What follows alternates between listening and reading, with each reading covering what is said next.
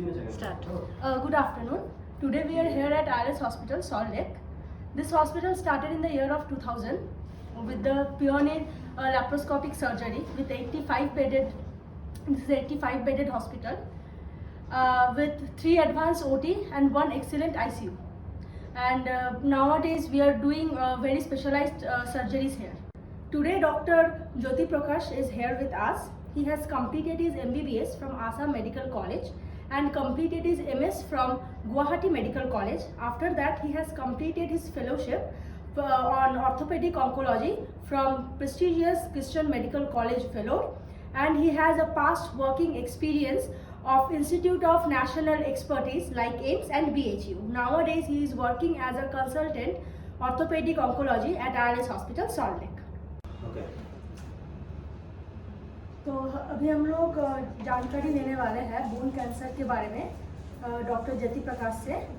नमस्ते सर, हम जानना चाहते हैं कि ये बोन ट्यूमर क्या होता है। देखिए, बोन ट्यूमर एक आम बीमारी की तरह है।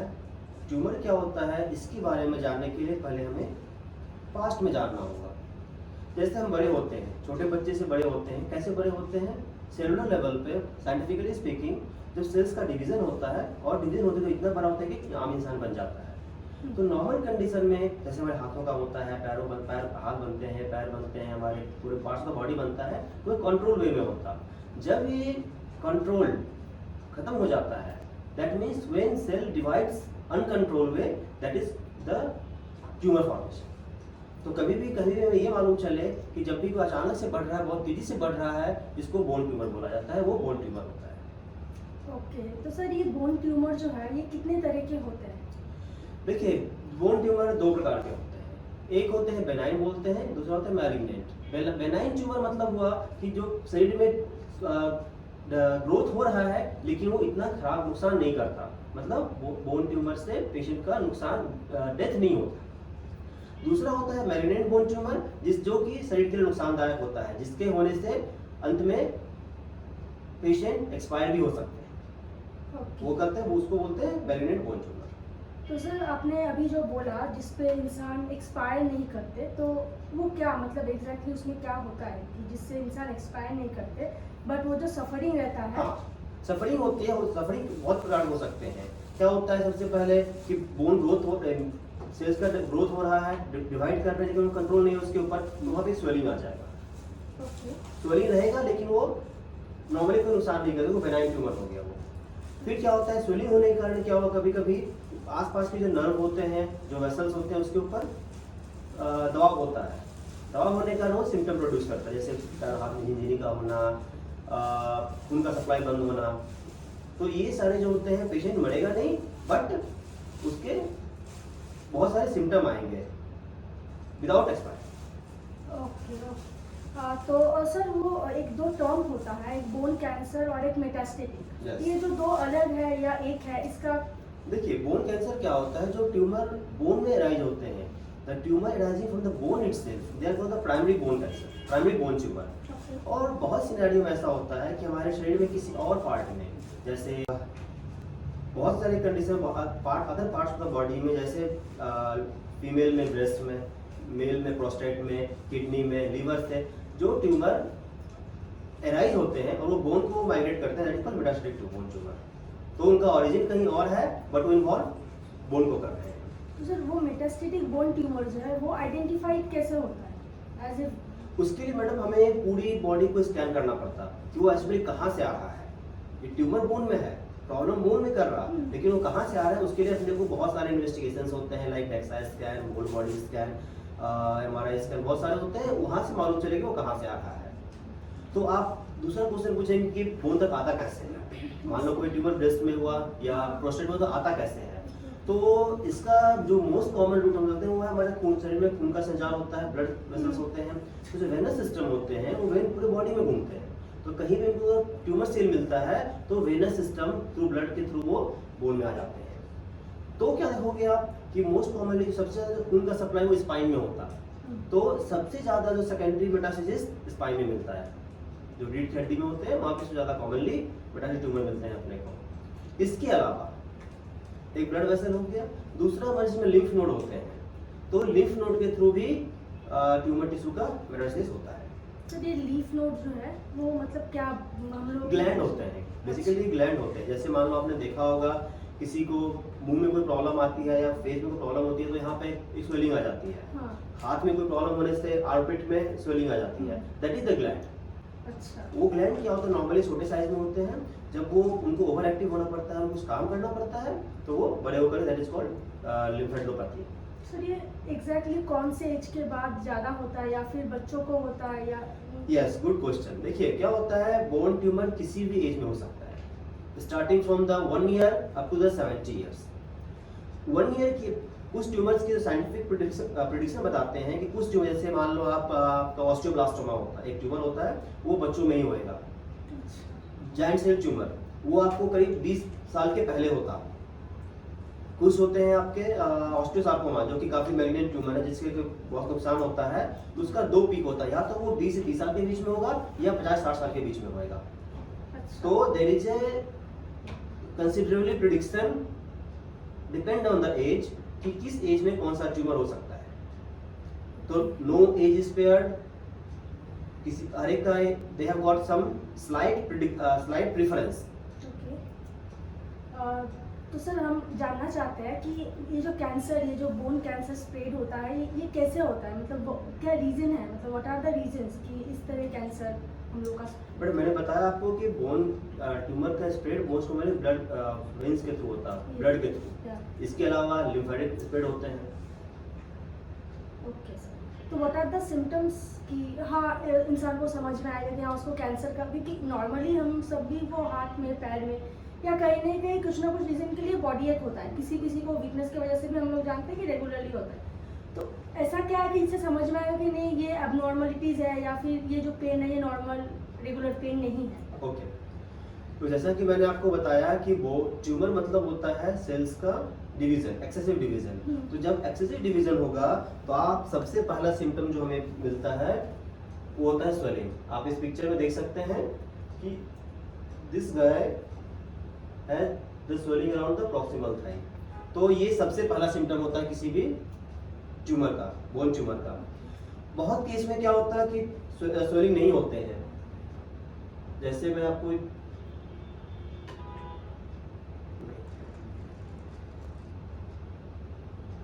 बहुत केस में स्वेलिंग नहीं होता है, जस्ट पेन होगा। Pain is not a symptom in initial days, क्योंकि जब तक ये जो ट्यूमर मान लो इतना बड़ा होएगा, जब ये बहुत बड़ा होता है दर्द करना शुरू करेगा। स्टार्टिंग में बहुत छोटा होगा, कोई पेन नहीं होगा उसमें। पेन तभी आएगा जब ये बहुत बड़ा होगा, सब बगल साइड नसें होती हैं उसको दबाएगा तभी दर्द होगा। तो पहला सिम्टम होता है स्वेलिंग, दूसरा सिम्टम होता है pen.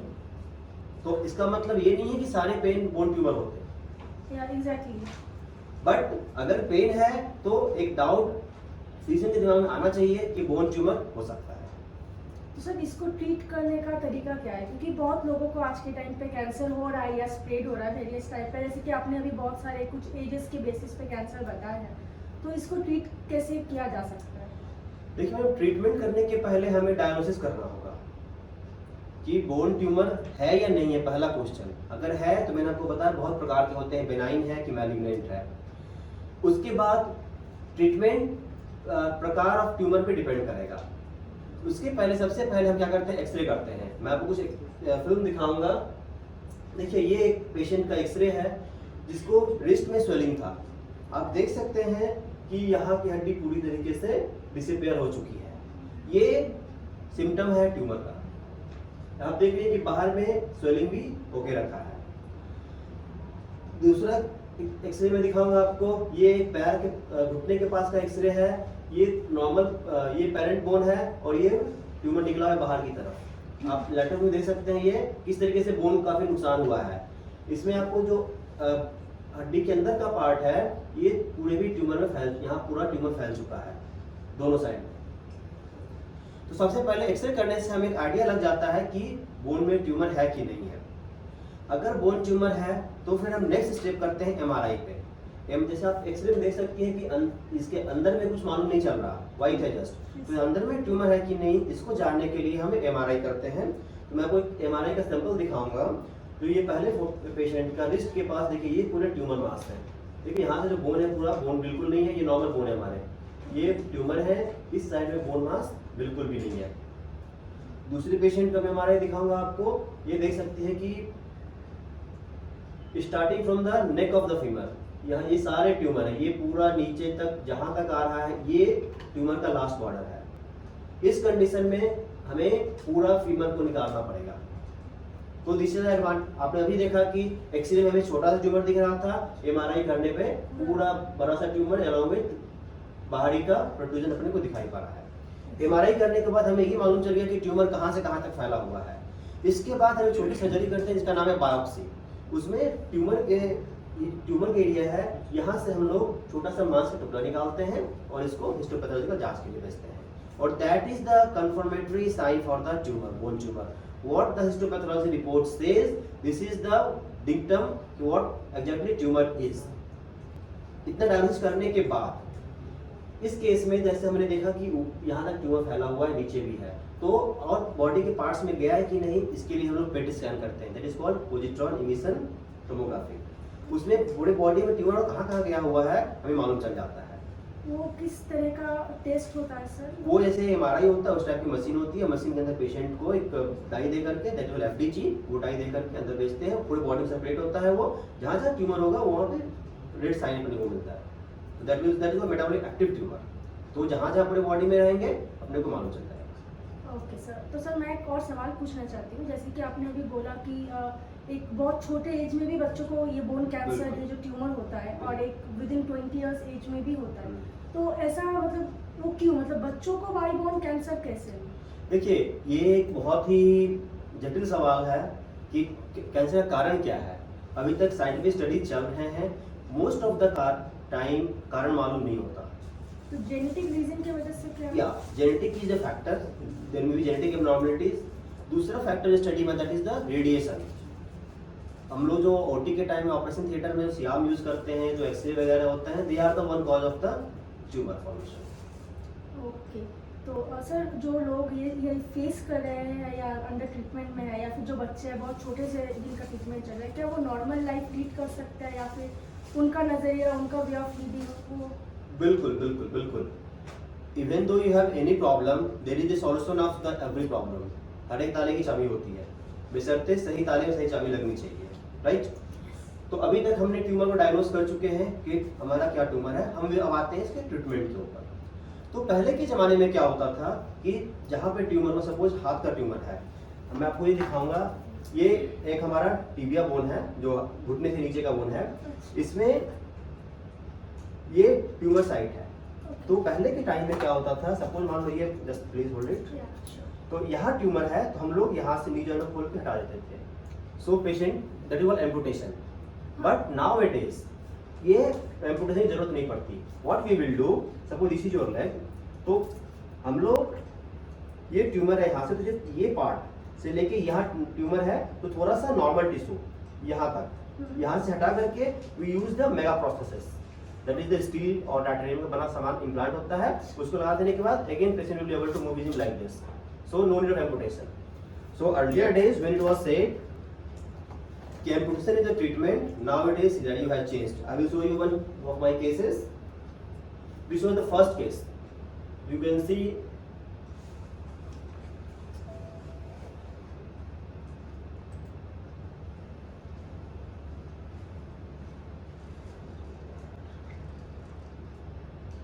this was the first case. You can see tumor of this region. Now I will show you the post-op X-ray after the surgery. You can see the tumor was at this place. We take out the tumor, and this was the normal bone. This normal was transferred to the radius, and we fixed it with the plate. So now patient is able to do all of his activity. Post-op, he is like this. So you can see he has the full limb. There was no in earlier days. You have to amputate from here. So this was one example. So nowadays, limb salvage is possible. We are doing it. We are regularly doing it, and we have got a very good result. So, what you have asked me, prospect of the life, and even the all the sarcoma survivor, tumor survivor are leading the normal life. Okay, sir. As like you and me. Thank you so much, sir, for this much of knowledge you are providing to us. अभी हम लोगों ने जाना कि जो भी patients या जो भी है बच्चे या बड़े हम लोग जो भी कैंसर से सफरिंग कर रहे हैं और प्रीवियस के पहले के टाइम के जैसे अभी नहीं है। अभी हम लोग नॉर्मल लाइफ लीड कर सकते हैं at the time of taking treatment and after even taking a treatment we all can lead a normal life. But the early diagnosis is the key. Thank you so much sir, thank you. बहुत सारी condition other parts of the body में, जैसे female में breast में, mail में prostate में, kidney में, liver से जो ट्यूमर एराइज होते हैं और वो बोन को माइग्रेट करते हैं, that is called metastatic bone tumour. तो उनका ओरिजिन कहीं और है बट वो इन्वॉल्व बोन को कर रहे हैं। तो सर वो मेटास्टेटिक बोन ट्यूमर जो है वो आइडेंटिफाइड कैसे होता है? एज इफ उसके लिए मैडम हमें पूरी बॉडी को स्कैन करना पड़ता कि वो एक्चुअली कहाँ से आ रहा है। ये ट्यूमर बोन में है, प्रॉब्लम बोन में कर रहा, लेकिन वो कहाँ से आ रहा है उसके लिए अपने को बहुत सारे इन्वेस्टिगेशंस होते हैं, like DEXA scan, whole body scan, MRI scan, बहुत सारे होते हैं। वहाँ से मालूम चलेगा वो कहाँ से आ रहा है। तो आप दूसरा क्वेश्चन पूछेंगे कि बोन तक आता कैसे है। मान लो कोई ट्यूमर ब्रेस्ट में हुआ या प्रोस्टेट में, तो आता कैसे है। तो इसका जो मोस्ट कॉमन रूट हम देखते हैं वो है हमारे खून, शरीर में खून का संचार होता है, ब्लड वेसल्स होते हैं। तो जो वेनस सिस्टम होते हैं वो वेन पूरे बॉडी में घूमते हैं। तो कहीं भी उनको ट्यूमर सेल मिलता है तो वेनस सिस्टम थ्रू ब्लड के थ्रू वो बोन में आ जाते हैं।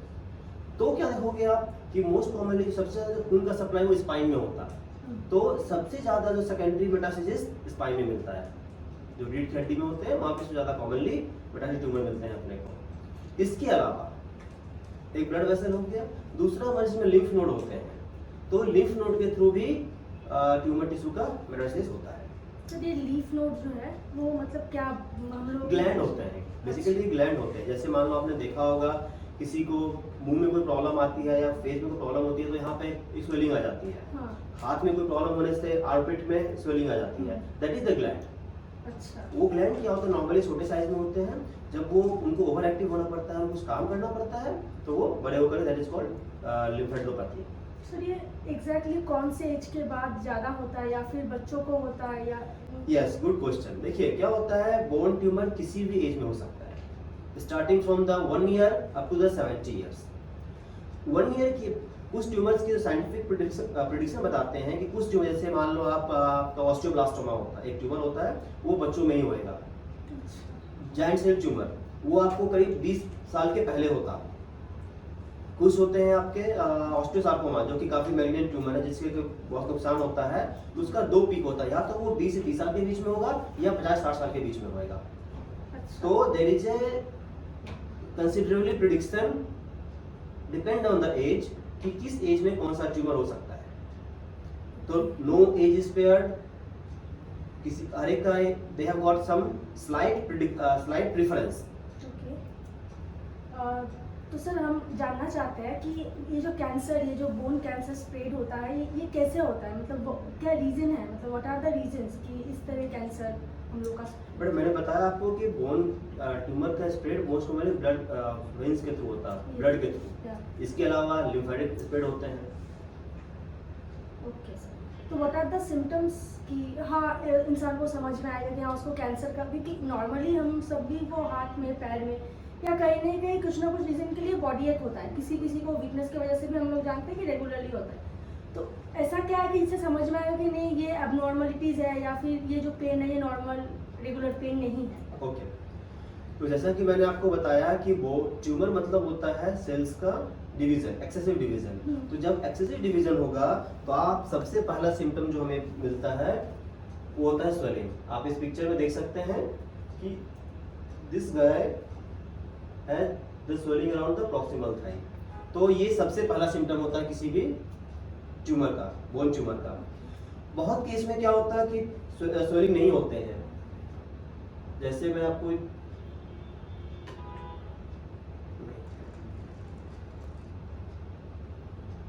बहुत केस में स्वेलिंग नहीं होता है, जस्ट पेन होगा।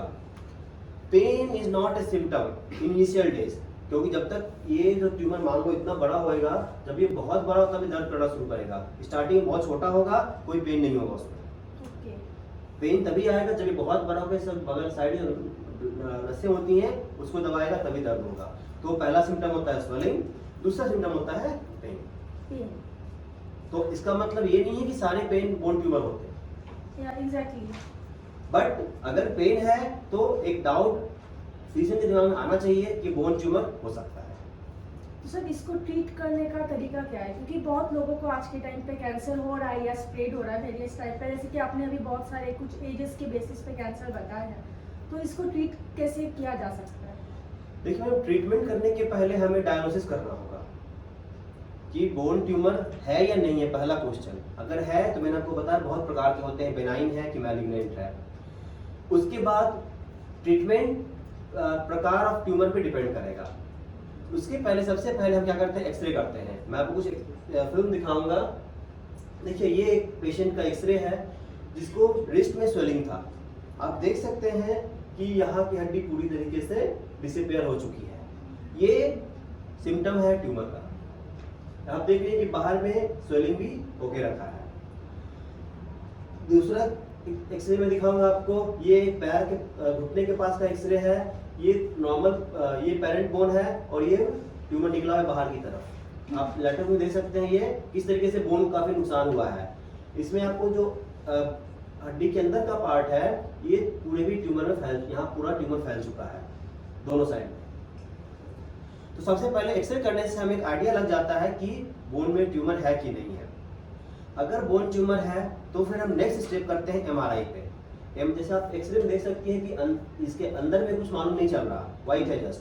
तो अंदर में ट्यूमर है कि नहीं, इसको जानने के लिए हम एमआरआई करते हैं। तो मैं आपको एमआरआई का सैंपल दिखाऊंगा।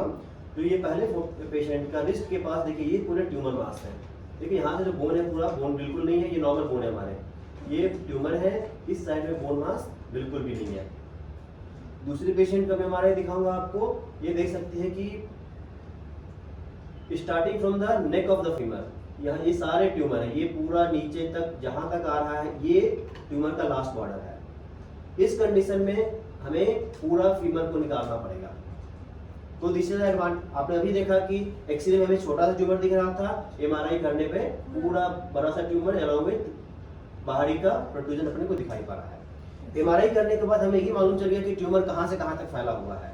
इसके बाद हम छोटी सर्जरी करते हैं जिसका नाम है बायोप्सी। उसमें ट्यूमर के एरिया है, यहाँ से हम लोग छोटा सा मांस का टुकड़ा निकालते हैं और इसको हिस्टोपैथोलॉजिकल जांच के लिए भेजते हैं। और that is the confirmatory sign for the tumour, bone tumour. What the histopathology report says, this is the dictum कि व्हाट एग्जैक्टली ट्यूमर इज। इतना डायग्नोसिस करने के बाद इस केस में जैसे हमने देखा कि यहाँ तक ट्यूमर फैला हुआ है, नीचे भी है, तो और बॉडी के पार्ट्स में गया है कि नहीं, इसके लिए हम लोग पेट स्कैन करते हैं। That is called positron emission tomography. उसमें पूरे बॉडी में ट्यूमर कहाँ कहाँ गया हुआ है हमें मालूम चल जाता है। वो किस तरह का टेस्ट होता है सर? वो जैसे एमआरआई होता है उस टाइप की मशीन होती है। मशीन के अंदर पेशेंट को एक डाई दे करके, दैट इज एफडीजी, वो डाई दे करके अंदर भेजते हैं। पूरे बॉडी में सेपरेट होता है वो, जहाँ जहाँ ट्यूमर होगा वहाँ पे रेड साइन अपने को मिलता है। That is metabolic active tumour. तो जहाँ जहाँ पूरे बॉडी में रहेंगे अपने को मालूम चलता है। ओके सर, तो सर मैं एक और सवाल पूछना चाहती हूँ। जैसे कि आपने अभी बोला कि एक बहुत छोटे एज में भी बच्चों को ये बोन कैंसर है जो ट्यूमर होता है, और एक विद इन 20 इयर्स एज में भी होता है, तो ऐसा मतलब वो क्यों, मतलब बच्चों को वाई बोन कैंसर कैसे? देखिए ये एक बहुत ही जटिल सवाल है कि कैंसर का कारण क्या है। अभी तक साइंटिफिक स्टडी चल रहे हैं, मोस्ट ऑफ द टाइम कारण मालूम नहीं होता। तो जेनेटिक रीजन की वजह से क्या? या genetic is a factor, there may be genetic abnormalities. दूसरा फैक्टर स्टडी में दैट इज द रेडिएशन। हम लोग जो ओटी के टाइम में ऑपरेशन थिएटर में सियाम यूज करते हैं, जो एक्सरे वगैरह होते हैं, they are the one cause of the tumour formation. Okay, तो सर जो लोग ये फेस कर रहे हैं या अंडर ट्रीटमेंट में है, या फिर जो बच्चे हैं बहुत छोटे से जिनका ट्रीटमेंट चल रहा है, क्या वो नॉर्मल लाइफ लीड कर सकता है, या फिर उनका नजरिया, उनका वे ऑफ लीडिंग वो? बिल्कुल बिल्कुल बिल्कुल। Even though you have any problem, there is the solution of the every problem. हर एक ताले की चाबी होती है, बशर्ते सही ताले में सही चाबी लगनी चाहिए, राइट? तो अभी तक हमने ट्यूमर को डायग्नोस कर चुके हैं कि हमारा क्या ट्यूमर है। हम अब आते हैं इसके ट्रीटमेंट के ऊपर। तो पहले के ज़माने में क्या होता था कि जहाँ पे ट्यूमर, में सपोज हाथ का ट्यूमर है, मैं आपको ये दिखाऊंगा। ये एक हमारा टिबिया बोन है जो घुटने से नीचे का बोन है, इसमें ये ट्यूमर साइट है। तो पहले के टाइम में क्या होता था, सपोज मान लो ये, जस्ट प्लीज होल्ड इट। तो यहाँ ट्यूमर है तो हम लोग यहाँ से नी जॉइंट खोल के हटा देते थे। So patient that is called amputation. But now it is ये एम्पुटेशन की जरूरत नहीं पड़ती. What we will do, suppose this is your leg, तो हम लोग ये ट्यूमर है यहाँ से, तो ये पार्ट से लेके यहाँ ट्यूमर है, तो थोड़ा सा नॉर्मल टिश्यू यहाँ तक, यहाँ से हटा करके we use the mega prostheses, that is the steel और टाइटेनियम का बना सामान इम्प्लांट होता है. उसको लगा देने के बाद again patient will be able to move his like this. So no need of amputation. So earlier days when it was said कि amputation is the treatment, nowadays you have changed. I will show you one of my cases. This was the first case. You can see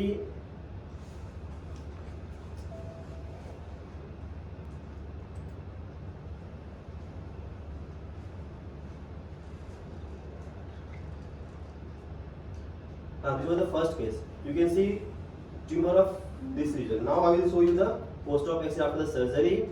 You can see the tumor was at this place. We take out the tumor, and this was the normal bone. This normal was transferred to the radius, and we fixed it with the plate. So now patient is able to do all of his activity. Post-op, he is like this. So you can see he has the full limb. There was no, in earlier days you have to amputate from here. So this was one example. So nowadays limb salvage is possible. We are doing it. We are regularly doing it, and we have got a very good result. So what you have asked me, prospect of the life, and even the all the sarcoma survivor, tumor survivor are leading the normal life, Okay, sir. as like you and me. Thank you so much, sir, for this much of knowledge you are providing to us. अभी हम लोगों ने जाना कि जो भी patients या जो भी है, बच्चे या बड़े, हम लोग जो भी कैंसर से सफरिंग कर रहे हैं, और प्रीवियस के पहले के टाइम के जैसे अभी नहीं है. अभी हम लोग नॉर्मल लाइफ लीड कर सकते हैं at the time of taking treatment, and after even taking a treatment we all can lead a normal life. But the early diagnosis is the key. Yeah, thank you so much, sir. Thank you.